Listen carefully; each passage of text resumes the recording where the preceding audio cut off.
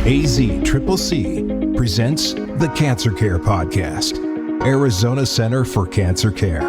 Comprehensive care with the highest quality of cancer treatment in Arizona. Joining us today, breast surgeon Dr. Danielle Duchini. Yeah, that's right. Breast surgeon and one of our newest stars at Comprehensive Breast Center of Arizona and AZCCC. How you doing? Good. How are you? Good. It's great to have you down to the studios and great to have you on the AZCCC podcast. Thank you. It's great to be here. Oh, man, there's so much to talk about with you. Where do we start? You're not new to helping people, but you are new to Arizona. Yes. So how's it going so far? Oh, it's going great. Do you like Arizona? Everything good? Because it's just starting to heat up now. I know, but you know what? I don't miss the snow. You might in July or August. We'll reconvene then. Yeah, that's what they tell me. Everybody's saying, oh, you're getting to experience the heat. You really are a rock star breast surgeon. How long? 13, 14 years, something like that? Yeah. Okay. Yeah. So tell us about you from Pennsylvania. Yes, Erie, PA. Tell us about that. I went to my hometown in Erie after completing my fellowship in Washington, D.C. at the Washington Cancer Institute. And I started a private practice out there. Just wanted to give back to the patients in my hometown.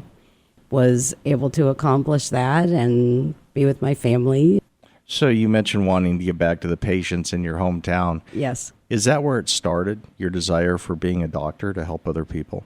It actually started when I was 7 years old. My grandfather had his second heart attack and had to have cabbage surgery, so coronary bypass. I was appalled at the age of 7. My little 7-year-old mind was like, okay, why didn't they do it right the first time? So I was like, all right, if Nono has to have cabbage surgery again. Nono is my grandfather because we're an Italian family. Okay. So Nana is my grandmother and Nono. Duchini, I never would have expected that. Yeah, exactly, right? So yeah, I'm like, if he has to have it again, I'm going to do it right. From then on, I was going to be a cardiothoracic surgeon. So here's 7-year-old Danielle, not Dr. Duchini at that time. Right. In Erie, Pennsylvania. Yeah. And No needed a surgery. Yes. And they screwed it up. They screwed it up. And I was like... And that's when you said, hey, I want to do medicine the right way and help people. Right. And from that age, I mean, what did you have, like a little toy doctor kit or something? Or? Yes, I did that little play school kit they had. Yeah, I had that. Did you go around checking your family's vitals every day and your friends? And maybe not every day, but yeah, I did. Okay. I did. And then I brought home like every animal that was sick. I think it was the snapping turtle that I brought home that sent my dad over the edge, but yeah. Some people test on rabbits, but you went snapping turtle on us? There was rabbits, chipmunks. How did that turn into breast surgery as a specialty? I was actually in my surgical residency, and I think I did more thoracic surgery in my general surgery residency because one of the thoracic surgeons, Robert Jamma, who trained under Michael DeBakey, had taken me under his wing, and I was going to be his partner after I got out of CVT fellowship. I was on his service. There were 2 breast cancer patients that we got consulted on. One was 36 and one was 78. I realized that there was something special to the breast cancer diagnosis when we got consulted to put chest tubes in these poor women because they had metastatic cancer to the lung and they had fluid around their lung. Both of them? Both of them. 36 and 78? Yes. So they both had the same diagnosis. Fluid kept collecting around their lungs, so we had to do something called a pleurodesis, where you put the chest tubes in, drain the fluid out, and then we had to put talc in the chest cavity, and then it makes the lungs stick to the chest walls so the fluid can't reaccumulate. In doing that and talking to these patients, they had the same questions, the same concerns, and the same everything. It was like I did the same discussion with them verbatim. Although they're 40 years apart. Although they're 40 years apart, right. And I thought that with the age discrepancy that there would have been some differences in the questions and concerns, but there wasn't. So that got me to realize, okay, there's something different about this diagnosis. There's something special with this diagnosis. I spent more time with these patients. And when I had to go to the trauma service, then I told them that Dr. So-and-so is going to be taking over for me and I've got to go to the trauma service. Both of them pulled me down to the bedside and just started bawling, crying. Please don't leave me. Please don't leave me. They're like, I can't do this without you. I didn't know what to say. I mean, it was heartbreaking. I didn't want to leave them. So you were giving them comfort not only from the medical side, but from the personal, from the emotional, side. personal, human side. Human side. There was so much more to this diagnosis than just the medicine and the treatment. Also at that time, there was just so much more that needed to be done. This was back 20 years ago, and they were still doing mastectomies at the first time that someone was going into the OR with a breast mass. They weren't doing needle biopsies at that time, so a woman would go into surgery with a breast mass, they would do a frozen section, and if it was cancer, she would come out with a mastectomy. And I just thought, this is barbaric. This is awful. This shouldn't be happening. It would make me so angry. And I'm like, there has to be a better way. And there was a better way. So I did some research. I ended up finding Joseph Crow at the Cleveland Clinic, and I went up there to train with him. He was actually the godfather of the nipple-sparing mastectomy. And that's where I learned my nipple-sparing mastectomy technique. And he's the one who really brought that technique along. And really that goes towards the human side, because forever they were just looking at the medical side, but nipple sparing, especially depending on the age, is huge for confidence and other reasons. Absolutely. I have pictures that I would do presentations with residents, and I would be like, okay, what surgery did this woman have? And they couldn't even tell me because their nipple-sparing mastectomy side looked exactly like their normal side. Well, she had a nipple-sparing mastectomy with immediate reconstruction, and she looks exactly the same as the other side. So you didn't just accept the traditional routine procedure for a mastectomy. Absolutely not. You said, hey, we can do it better, and we can also leave the patient with better results. Absolutely. And with the nipple sparing, if there's cancer in one side, does that mean that there's a higher chance of cancer in both breasts? No. So a lot of times they were left with one nipple before nipple sparing? Before nipple sparing, yeah. So cosmetically, every day they're looking in the mirror, and that can hurt confidence. Well, that's another thing, because I also do hidden scar surgery, because it's very important to me that my patient, when she looks in the mirror, that she sees herself. I don't want her looking in the mirror and seeing a scar and being reminded. When I'm doing my surgery, my scar planning is crucial. If I can, because some tumors are close to the skin and you have to make the incision right over the tumor, but if they're deeper, I can do something called a hidden scar surgery, where I'm making the incision in the nipple areola border, or I'm making it underneath the breast, or I'm making it in the armpit, called the axilla. So she's not actually seeing the scar. So it takes longer during surgery. But when she looks in the mirror, she's not seeing that scar. So I'm making the incision where you can't see it, and then I'll tunnel to it. So I'll use ultrasound in the OR so that I can see it under ultrasound, and then I know where to dissect to. Like, I know where to go. That's brilliant. And that's something new to me. Yeah. Just being an average guy, not knowing about the different procedures, that's new to me. Right. So are there any complications doing that with the hidden scar technique? No. It's just a longer surgery. Because it takes longer to dissect to and find it, and technique-wise. So is that common procedure now, or is that a specialty? It's a specialty. That's something that you do that not all breast surgeons do or offer. Not everybody, but I think a lot of breast surgeons are doing it. I know a lot of my colleagues are doing it. And you find that's more important for younger patients?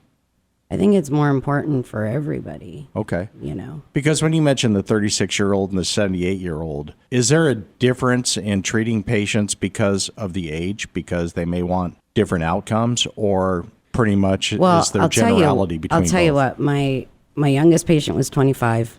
My oldest patient was 101. And I had a patient that was 98 years old, and she told me, I don't care what I die from, just please don't let me die from breast cancer. So even at that age, they wanted the breast cancer taken care of. Right. And then if they die from other complications? Right. She goes, I can die of a heart attack, that's fine, but please don't let me die of breast cancer. So as a physician, which is more challenging, the 98 or 100-year-old that doesn't want to die specifically of breast cancer, or a 25-year-old that has their whole life ahead of them? Both have to be equally challenging. They're both equally challenging because it's a person standing in front of me, and I treat every one of my patients like they're my family. When I'm interviewing somebody for a job, like back in my practice in Erie, that is the first thing that I would say to them in an interview. I would say, look, every single patient that walks through that door, you have to treat them like they are your mother, your sister, your grandmother, your daughter, your aunt. And if you can't do that, you cannot work with me. Now I'm going back to 7-year-old Danielle in Erie, Pennsylvania with no right. And you still carry that same heart today. I do, because it's... What a tribute to your grandfather. How many people have you helped because that surgeon, when you were 7 working on no-no, screwed it up? Yeah, exactly. I mean, you want to talk about how life can be crazy. How life can be crazy, because that surgeon was a screw-up, you have ended up helping how many? I mean, hundreds. Right. What a tribute to your grandfather. I never really thought of it that way. Can I ask a question that I'm just curious about? Yeah. With breast surgeons? Yeah. So you're from Pennsylvania. Uh-huh. All right, where breast augmentation is not foreign. I mean, people do get breast augmentation in Erie, Pennsylvania. Right. But now you're in Arizona. Mm-hmm. This is breast augmentation capital of the world. Mm-hmm. You know, how hard is it to work around that? So somebody has breast augmentation and then they're diagnosed with breast cancer. Does that, and when you talk about tunneling and, you know, hidden scar treatments, does that make it just so much more challenging for you? It does make it more challenging, but it's kind of funny because I ended up being the augmentation specialist in Erie because nobody wanted to work on anybody with breast implants up in Erie. If somebody had breast implants, no matter what they needed done, they would all send them to me. The reason they didn't want to work with somebody who had breast augmentation, because it's more cumbersome or because of the liability issues or complications? It's a lot more challenging, any kind of surgery with somebody with implants. Okay. So if it was one of the other surgeons, they would just say, oh, this patient has breast implants and they have a breast mass or they have a breast cancer. They would just send them to me. When you go into surgery for a patient that has not had breast augmentation, or possibly they have, is that ever a so-called safety net? Thinking, look, I'm going to do what I have to do to get rid of the breast cancer, and then there is the option of getting reconstruction. Is that a thought when you treat breast cancer at all as a breast surgeon? That no matter what type of procedure you have to do, cosmetically afterwards, breast augmentation could possibly help? Well, here's the thing. I always tell patients that my number one objective is to get all the cancer out. My second objective is to make you look pretty. Ahead of time, I know what procedure we're going to do. Like I know from the pre-op MRI how big the cancer is in relation to the breast size. So there's a breast to tumor ratio that I'm looking at. And then I also do something called oncoplastic reconstruction, which is moving their own breast tissue around to fill in the hole that we just made from taking the cancer out. It's an art, isn't it? Oh, yeah. I mean, it is really an art. It really is an art. Yeah, because you've got to be able to fill in that defect. We take the cancer out. Now we got this big hole. So we have to move their own tissue around to fill in the hole that we just made. What if they have real dense breasts? Breast density is a big deal, right? Yeah. And that makes my oncoplasty more easy because I can sew their tissue back together better. If they have fatty breasts, it makes it a little harder. So an overweight patient is tougher to work on? Yeah, a little bit. Okay. But then again, they usually have more tissue. So that makes it a little bit easier. Let's kind of walk through a new patient coming to see Dr. Duchini, okay? Mm-hmm. A new patient, is it typically from a physician recommendation, or is it somebody who possibly self-checked themselves and they feel a bump? Which is more common for a patient coming to see you? Both. Right now, it's a lot from physician referral. Back in Erie, a lot of my referrals come from physicians, but then once people got to know who I was, I never had to advertise. It was all word of mouth. Right. Well, especially with the specialties that you were offering. Yeah.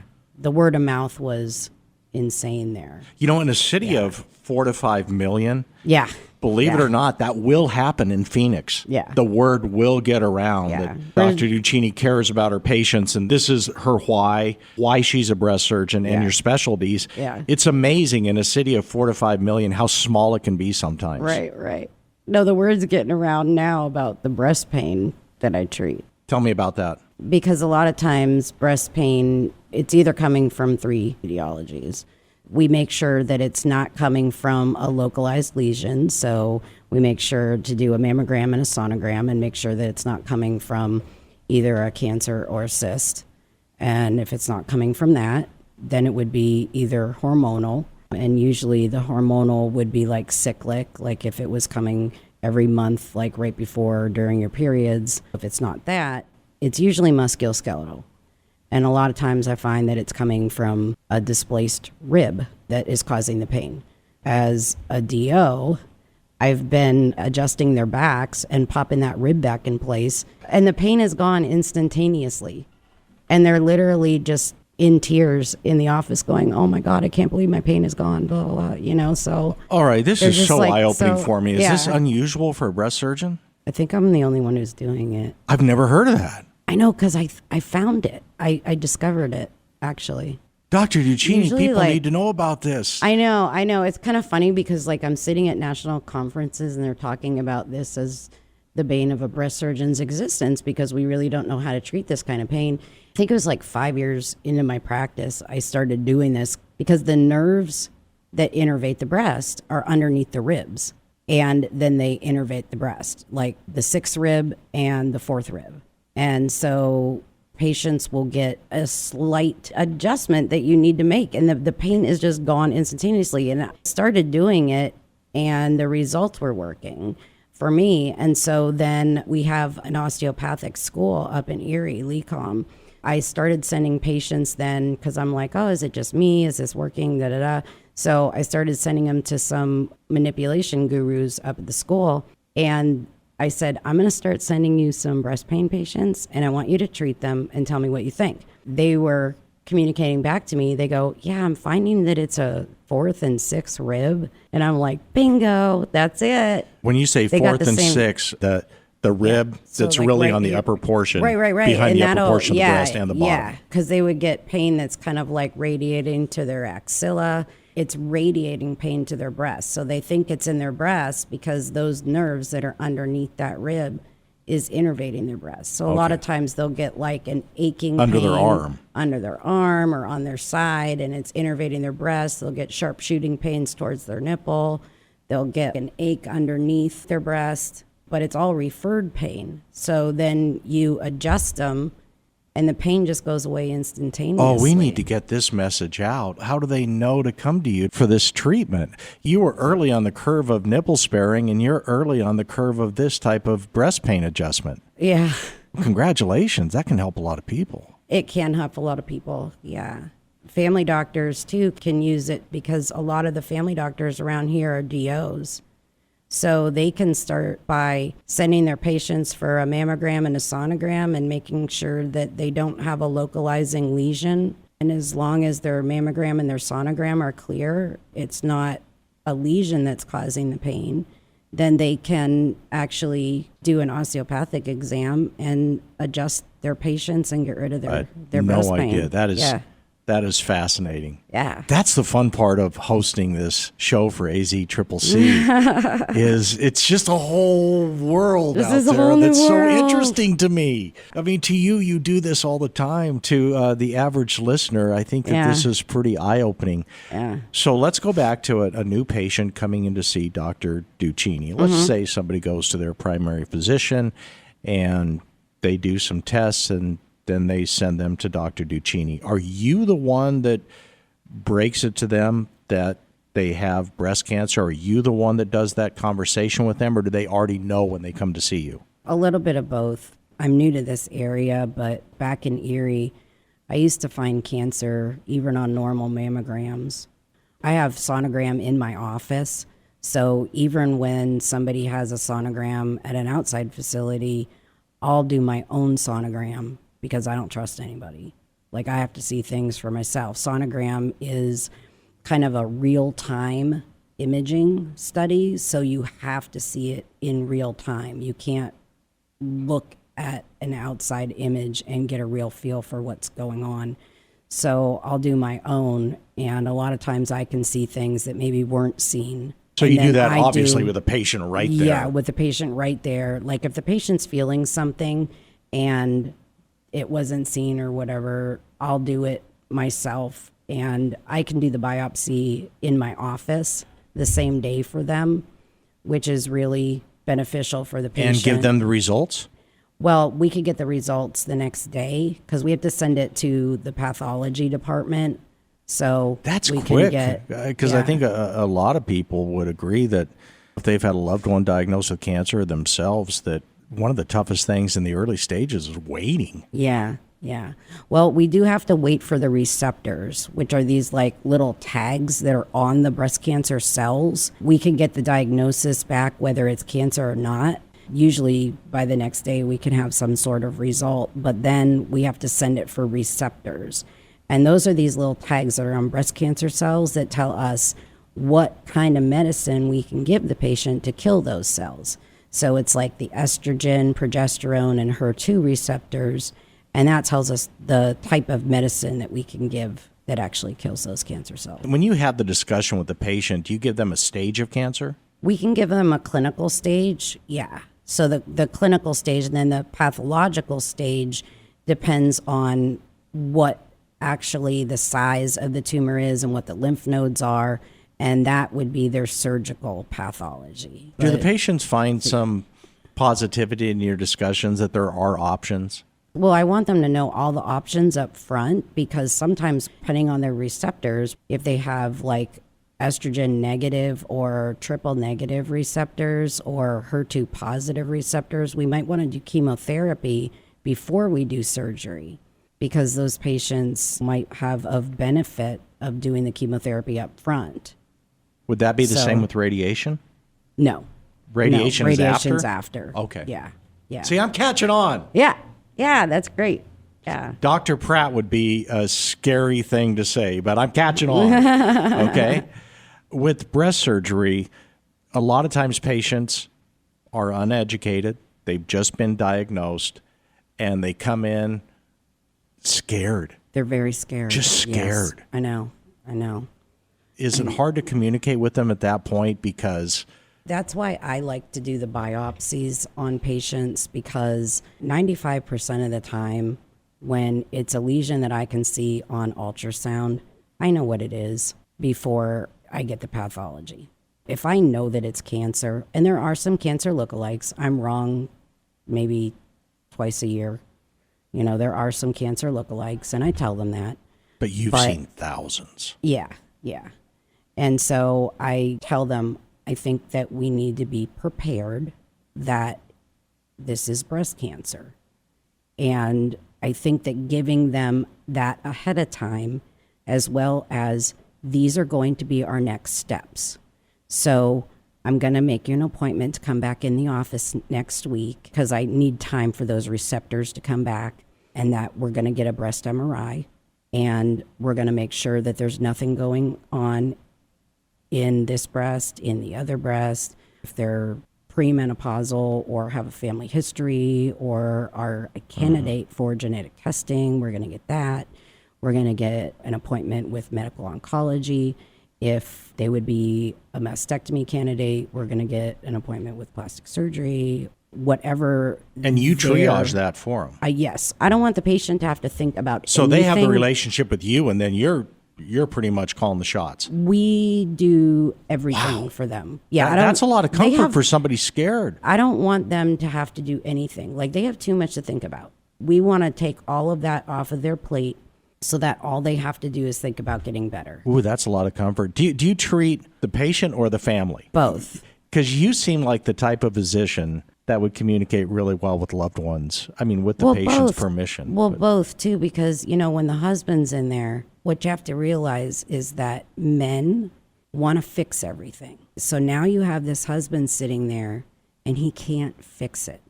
So you have to realize that that's what's going through his mind is when something's broke at home, the husband wants to fix it. When something is going on with his wife, he wants to fix it. And now he can't. Yeah. So he's sitting there helpless and he can't fix this. And that's what's going through his mind. I brought this up last week to a husband because I knew that that's what was going through his mind.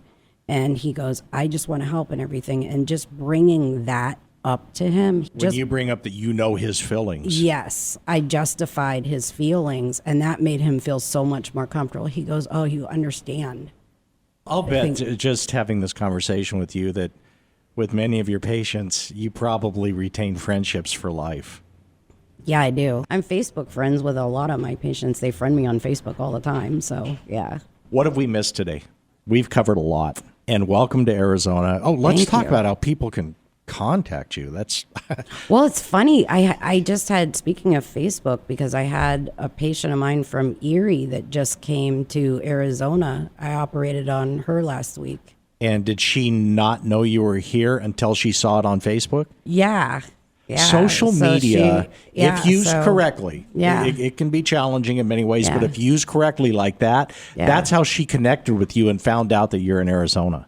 Yeah. All right, so you're in Peoria. I've been to your offices out there on the west side of town, 107th Avenue and like Happy Valley Road or by Lake Pleasant Drive, right? Yeah, they can actually call my office at 623-265-6341 and 10230 Happy Valley Parkway, Suite 200 in Peoria. Super easy to find. Super easy. Yeah, if I can find it. And I'm new to this area, so if I can find it, anybody can find it. One more question for you. Sure. In the OR, yeah, what are you listening to? Metallica? Five Finger Death Punch? Yep. Slipknot. You are a rock doc. I am. You are a rock doc. And of course, Alice Cooper, because Alice! He is the metal god and he is a local. So, love my Alice. Yeah. Breast surgeon, Dr. Danielle Duchini. Thank you. Thank you. Thank you for having me. I appreciate it. Thanks for listening, and please join us again for the Cancer Care Podcast, presented by Arizona Center for Cancer Care. For more information on the highest quality of cancer treatment in Arizona, please go to ArizonaCCC.com.